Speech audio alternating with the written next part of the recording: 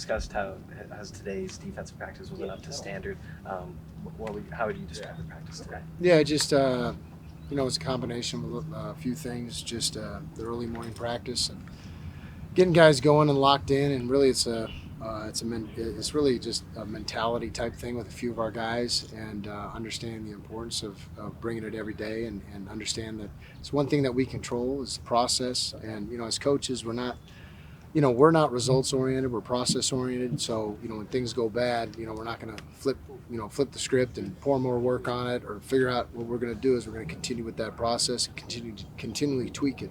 For the players, it's about absorbing the information and being able to apply it in practice, and we didn't start the practice off the right way today. Do you think that's anything with the fact that you guys are currently 5-1, that now that you guys have kind of seen some success, it's harder to kind of keep that underdog mentality, or just kind of come in every day with that? No, I don't think it's that. I think that there's days that you practice really well and you're rolling, and then there's days where you bring some adversity. Early morning, getting up a half an hour earlier than you did yesterday, and right now you're getting up an hour and a half earlier than you normally are, and getting the juices flowing and getting to work, because the last half of practice was actually really good. It was the first part of practice, just getting these guys going and getting these guys up to standard. It was a challenge for us coaches. What strikes you most, Brian, about Cincinnati's offense? They're just they're explosive. That's the thing. I know that they, their identity is to set up everything off the run, but you just see some of the explosive touchdowns that they've had this year, the speed that they have on offense. That's the thing that really jumps out. How does that compare to a lot of other teams you guys have played in the Big 12, run-heavy offenses and that kind of stuff? Yeah, you could say they're run-heavy, but they run the football, they throw the football, they're very balanced. They're as dynamic as any team that we've seen, maybe even a touch more. You're obviously used to going up against Jeff on offense and practice a lot. How did you think Sims looked like now that we know that he's going to be the starter? Anything different that you noticed coming from him? No, not really. He's a talented dude, and he has, his ceiling is through the roof. So, I'm excited to see what he can do. Coach, you talk about responding to adversity. From week one to now, obviously the defense has had its challenges. I know, coaches talked about third down, but just kind of making the plays each game. How have you seen them do that from game one through the Utah game? Yeah, it's about bringing it every day and just their approach. And again, that's the thing, is we understand the process, we understand our strengths, and we got to manage our weaknesses and make our weaknesses, whatever it may be, personnel wise, or knowing how teams are going to attack our scheme, making those things, weaknesses that aren't going to get us beat. So. We're just continuing to move forward and continuing to, really implement our standard and what our expectation is, and trying to get these guys caught up to, what our expectation is, and what our defensive culture is going to be.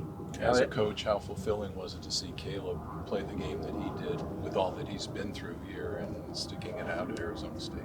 It's awesome. It's just what he did on Saturdays. It's just a byproduct of doing things right and doing things really hard. And talk about a guy that just manages the process. That's the one thing that he can control. When he gets an opportunity, making the most of it. And that's really what it's all about. Is guys sticking it through hard times, not running from adversity, and not running from challenges, and maybe things aren't exactly what they want it to be. And he didn't do that. He stuck his nose in it and had the game of his life on Saturday. And hopefully there's more games like that from him to come. What are your thoughts on Keith, and had one of his better games last game, and how he's continued to progress along, being put in the starter role this year? Yeah, it's what his expectation is of himself. It's what our expectation is of him, and he's just continuing to improve. And playing the corner position, there's challenges each week, and the ability to have success and manage that success, and then hit some adversity and get hit in the mouth a little bit and be humbled, and then be able to come back. That's really what playing corner, being an elite corner, is all about. You got to have a short memory. I know it's kind of cliche, but he really is a guy that just gets back to work in everything he does. Sorsby has an outlier first half like he did last week with the 2 interceptions.